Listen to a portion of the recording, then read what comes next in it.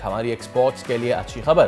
Pakistani export industry ने Germany के Frankfurt में दुनिया के सबसे बड़े टेक्सटाइल ट्रेड फेयर हैम टेक्सटाइल से $3 अरब के बरामदी ऑर्डर्स हासिल किए हैं और ज़रूरत अब इस अमर की है कि इसको कैपिटलाइज किया जाए।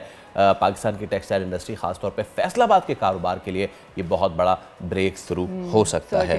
अलबत्ता सनअतकार बारहा हुकूमत पर जोर दे रहे हैं कि बिजली और गैस की कीमतें जो हैं वो कम की जाएं, शरह सूद कंट्रोल की जाए और इजाफी टैक्सेस में नरमी की जाए। ये सब होगा तो पाकिस्तानी मसनूआत एक्सपोर्ट होकर मईशत का सहारा बन सकेंगे। चलिए इसी पे हम बात कर लेते हैं। Chairman all Pakistan bedsheet and upholstery manufacture association हमारे साथ मौजूद हैं, इमरान महमूद साहब। इमरान साहब अस्सलाम वालेकुम, बहुत शुक्रिया आपके वक्त का और भाई हमारी तरफ से तो मुबारकबाद, एक बड़ा ही ज़बरदस्त किस्म के आपको ऑर्डर्स मिले हैं।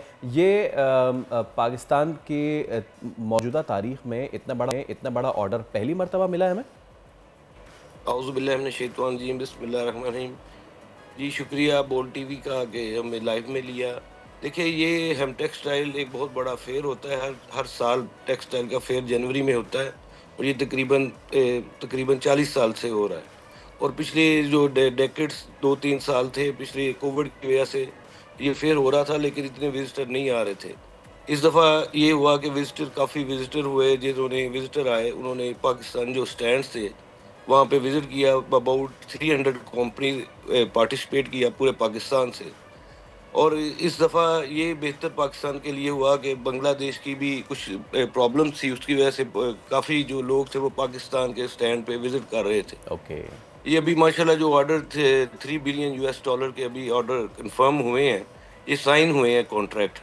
लेकिन ये इसमें सिर्फ ये हुआ है कि ये साइन हुए, इसमें हमारा इंशाल्लाह ताला उम्मीद है कि इसको हम 2 फिगर में भी जा सकते हैं। ये $6 बिलियन के करीब भी डॉलर हो सकते हैं। जिस एसोसिएशन से मेरा ताल्लुक है ये पाकिस्तान की सबसे बड़ी एसएमई की एसोसिएशन है और इसके तकरीबन 500 मेंबर्स हैं और ये एसोसिएशन का तकरीबन 4 से 5 बिलियन। अच्छा इमरान साहब, अब इसमें यह है कि आपने एसएमई का जिक्र किया। पाकिस्तान की स्मॉल मीडियम एंटरप्राइजेज जो हैं वो पाकिस्तान की मईशत की रीढ़ की हड्डी की हैसियत रखती हैं और आपने अपनी गुफ्तगू में फरमाया कि हम $3 बिलियन का ऑर्डर लेकर आए हैं, उस पर साइन हुए हैं, ये 3 से हम 6 पे भी जा सकते हैं। वो कौन सी चीज़ें हैं जो अभी भी 3 से 6 तक जाने में हमारे लिए रुकावट बन रही हैं? देखिए सबसे पहले रुकावट हमारी बन रही है, एक तो इलेक्ट्रिसिटी रुकावट है, बहुत बड़ी रुकावट है। क्योंकि आज से तो आप 3 साल 4 साल पीछे चले जाएं तो ये हमें 9 सेंट में बिजली हमें मिलती थी, जो अब तकरीबन 50 सेंट में पड़ रही है। जो हमारे नेबर्स कंट्री है, हमारे कॉम्पिटिटर्स हैं, वहाँ इसके मुकाबले में 6 to 7 सेंट है। उसके बाद गैस जो है, गैस बहुत ज़्यादा इस वक्त महंगी है। गैस मतलब 2 टाइम हाई है अनदर कंट्रीज अगर आप इसको कंपेयर करें। सबसे बड़े ये 2 इश्यूज हैं। तीसरा इशू, सबसे बड़ा इशू इस वक्त जो एक्सपोर्ट में आ रहा है वो हमारे ऊपर 18% जीएसटी है कि वो हम पे करते हैं। पे करने के बाद हम एक्सपोर्ट करते हैं, वो लेते लेते हमें तकरीबन उसका जो सर्कल है वो 50 डेज पे चले जाता है। अगर ये क्योंकि वो जो आपकी कैश लिक्विडिटी है, वो सारा जो आपके पास कैश छोटे एक्सपोर्टर्स के पास है, वो सारा तो गवर्नमेंट की तरफ चला गया in shape of sale tax. अगर वो हमें पैसा हमें ज़ीरो रेटेड कर दिया जाए जैसे आज से 4 से 5 साल पहले था, तो वो जो पैसा कैश की शक्ल में है वो हमारे एक्सपोर्टरों के पास होगा। तो हमारे पास अगर ऑर्डर होंगे तो, लेकिन हमारे पास अगर लिक्विडिटी क्रंच होगा तो हम एक्सपोर्ट नहीं कर सकते।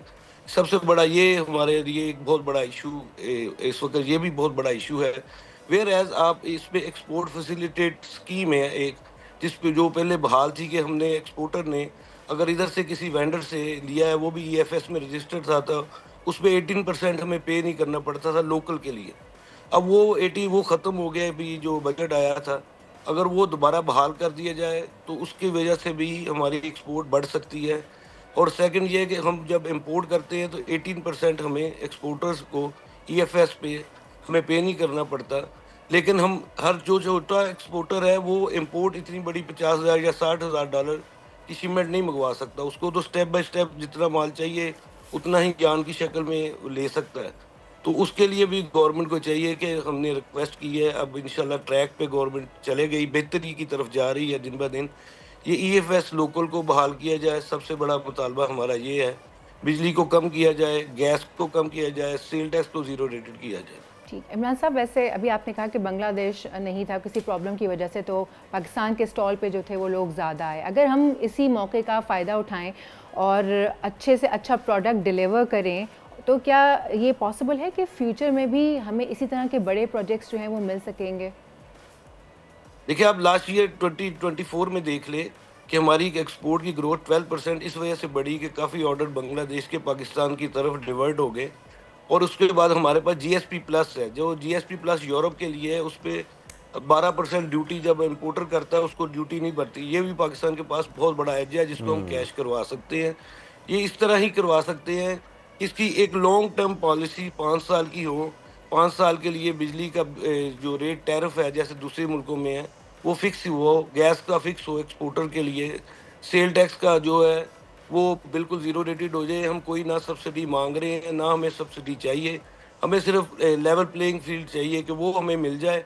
तो इंशाल्लाह इंडस्ट्री इंशाल्लाह फर्निश करेगी, चलेगी, क्योंकि फैसलाबाद आपको पता है कि टेक्सटाइल का गढ़ है और यहाँ पे तकरीबन 30% 40% इस वक्त टेक्सटाइल मिल्स जो है बंद हो चुकी हैं, यही वजह से कॉस्ट डूइंग ऑफ बिजनेस की वजह से। ये आपने बड़ी अहम बात की कि एसएमईज़ की अगर कॉस्ट ऑफ डूइंग बिज़नेस जो है उनको वारा नहीं पड़ता तो बड़ा बुरा असर पड़ता है। अच्छा, मैं चाहूँगा कि थोड़ा सा हमें ये जो हमें ऑर्डर्स मिले हैं, कौन कौन सी हमारी प्रोडक्ट्स हैं कि जिन पे हमें ऑर्डर्स मिले हैं, ये थोड़ा सा हमें ज़रा बताइए।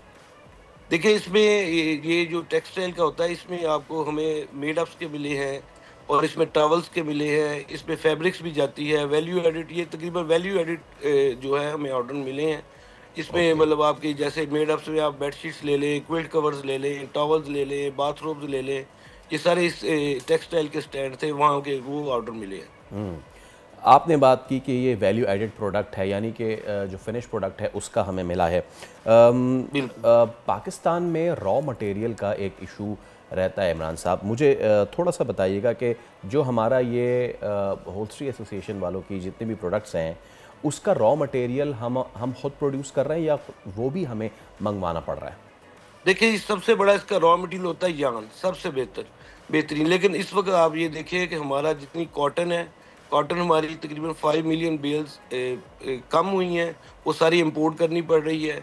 गवर्नमेंट को उस तरफ तवज्जो देनी बहुत ज़रूरी है कि वो देखिए 5 बिलियन अगर बेल्स करते हैं, 3 to 4 बिलियन यूएस डॉलर की हमें इंपोर्ट करनी पड़ेगी। वो भी हम ज़र मुबादला अपना ज़ाया कर रहे हैं। और उसके बाद हम जो हमारा ये देखिए 185 इस वक्त स्पिनिंग मिल बंद हो चुकी हैं, क्योंकि वो सारा यान जो है वो इंपोर्ट इस वक्त करना पड़ रहा है। क्योंकि इंपोर्ट इसलिए लोग भी कर रहे हैं या एक्सपोर्टर इंपोर्ट कर रहे हैं कि उस पर 18% जीएसटी नहीं पड़ता, क्योंकि आप इंपोर्ट करते हैं, उसको यूटिलाइज करते हैं, उसको इस्तेमाल करते हैं, बाद में आप री एक्सपोर्ट कर देते हैं। इस वजह से ये रॉ मटेरियल मेन इसका सबसे बड़ा रॉ मटेरियल जो है वो यान है, जो आपकी टोटल कास्ट का 57% यूज़ होता है।